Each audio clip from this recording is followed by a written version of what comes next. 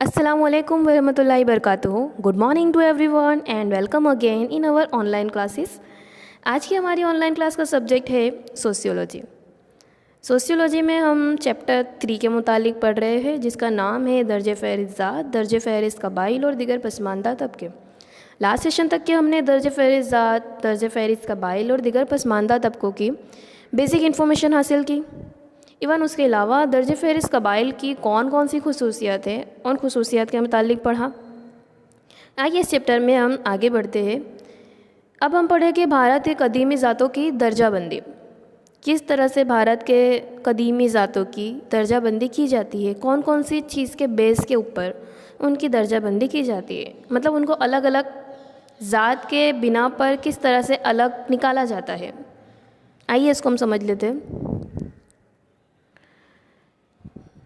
भारत के कदीमी ज़ातों की दर्जाबंदी कुल 6 तरीक़ों से की जाती है।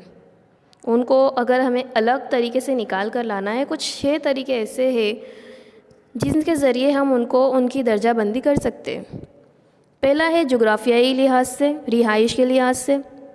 दूसरा है आबादी की मिकदार के लिहाज से।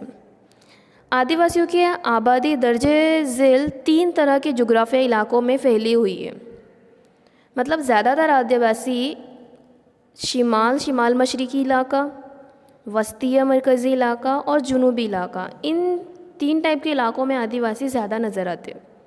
दर्जे फ़हरिस्त ज़ात के लोग ज़्यादा नज़र आते हैं। उसके बाद है आबादी की मिकदार के लिहाज से।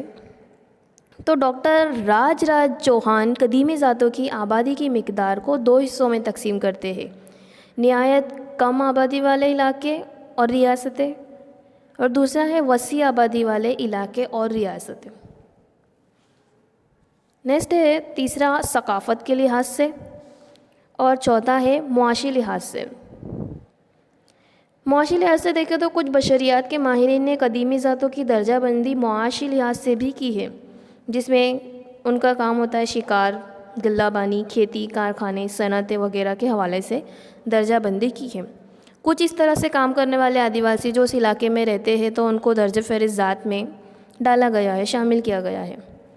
इसके बाद है 5वां ज़बान के लिहाज से, और छठा है नस्ली अनासिर के लिहाज से। ये कुछ ऐसी खसूसियात है जो उन लोगों में पाई जाती है, इसीलिए तो उनको दर्जे फ़हरिस्त ज़ात की दर्जाबंदी में रखा जाता है।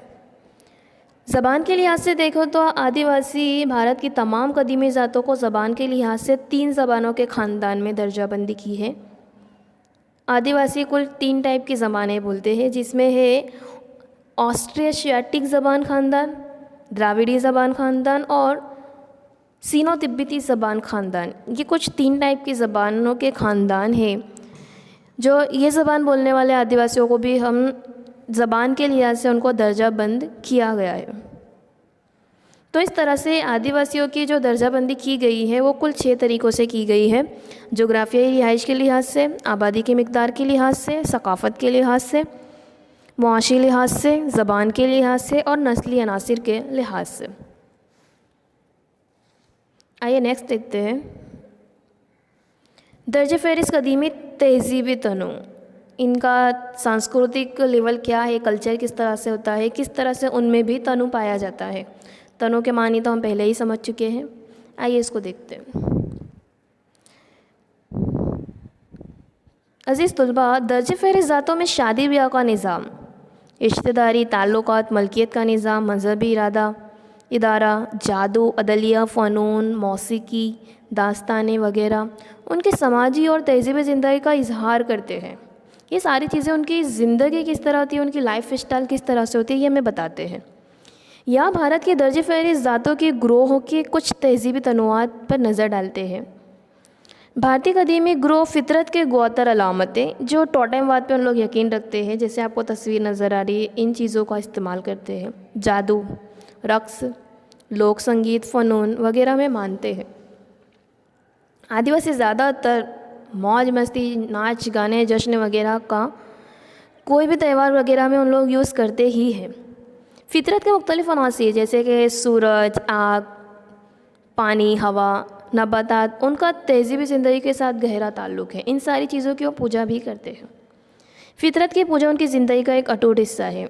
आदिवासियों में गोत्र अलामत परिस्थिति टोटेम परस्ती पाई जाती है। टोटेम उनकी नस्ली अलामत जिसके ज़रिए वो नस्ल पहचान में आती है, उनकी टोटेमवाद अलामत भी होती है, जिसमें जिस किसी गोत्र के अराकीन अपने ग्रोह के गैबी गोत्र के साथ पाकीज़ा ताल्लुक़ रखते हैं।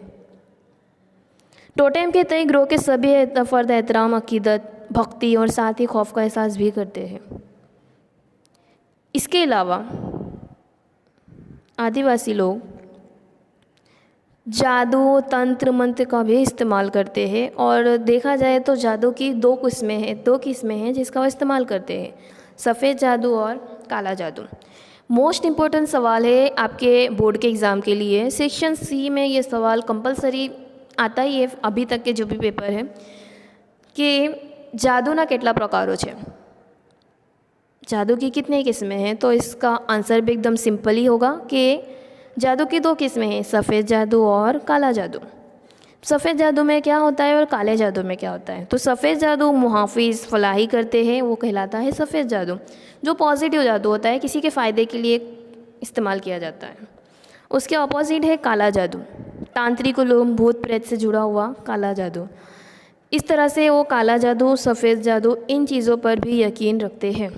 तो इस तरह से उनके तहज़ीबी तनु नज़र आता है। वो अलग अलग टोटेम का इस्तेमाल करते हैं, अलग अलग जादू का इस्तेमाल करते हैं। उनके त्यौहार वगैरह में भी हमें थोड़ा बहुत तनु नज़र आता है। आइए देखते हैं आदिवासी फ़नून।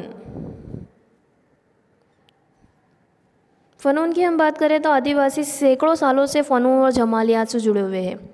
उनके फ़नून में जमालियात और एहसासात के साथ सभी अंसर भी जुड़े हैं। उनके ख़यालात, इक़दार, मज़हब, रिवायात, समाजी और जोग्राफ़ी हालात के साथ उनके अफ़ादियत भी जुड़े हैं।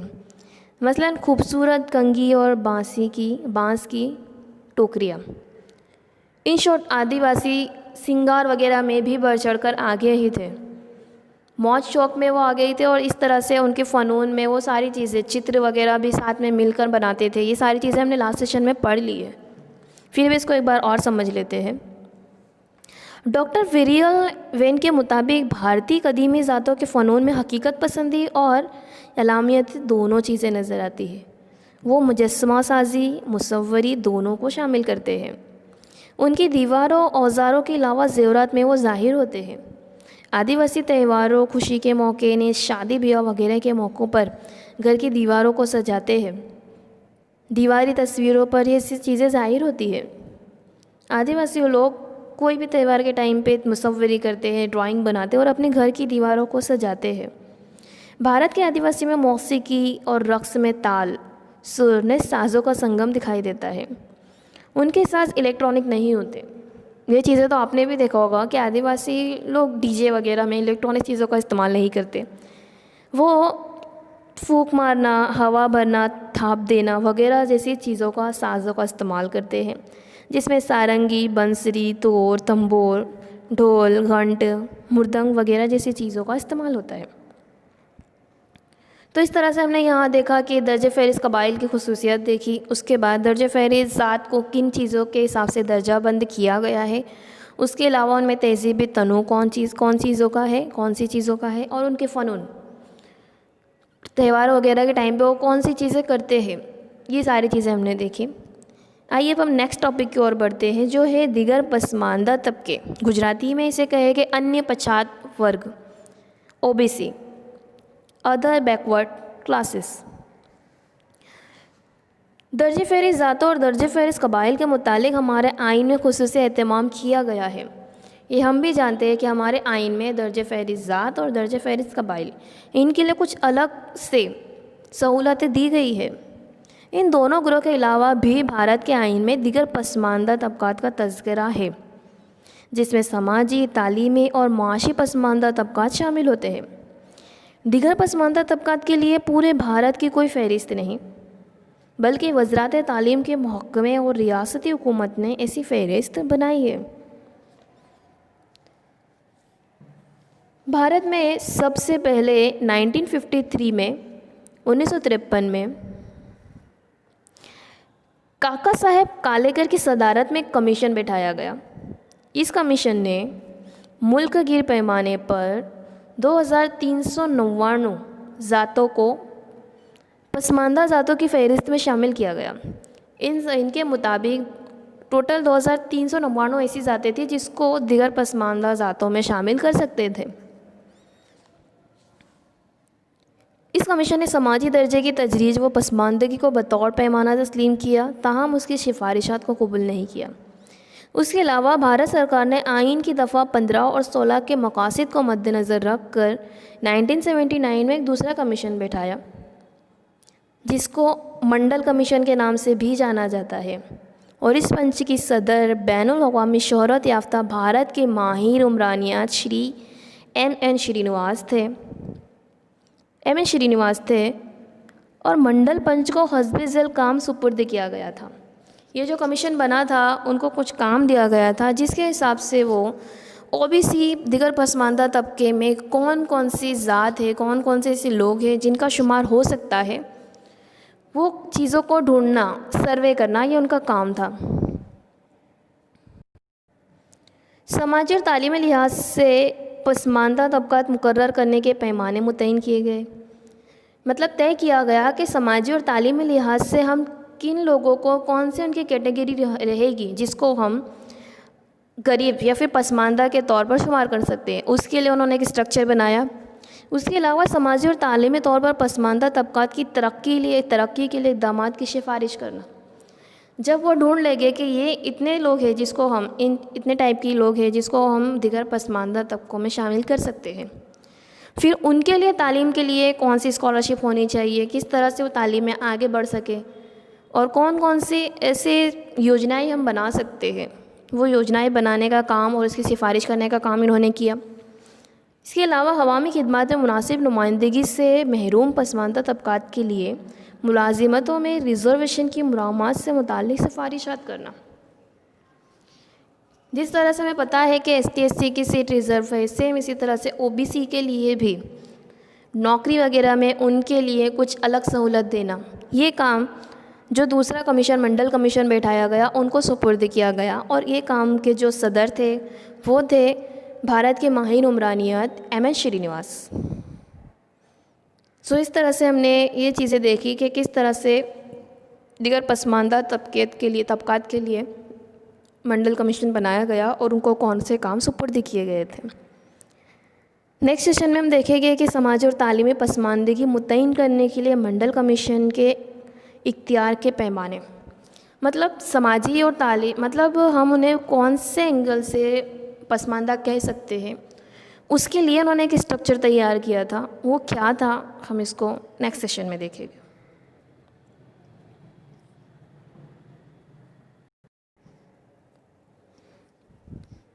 फ़िलहाल के लिए इतना ही। एक बार बुक में इस चीज़ को रिफ़र कीजिए, पढ़िए और समझिए। Thank you so much.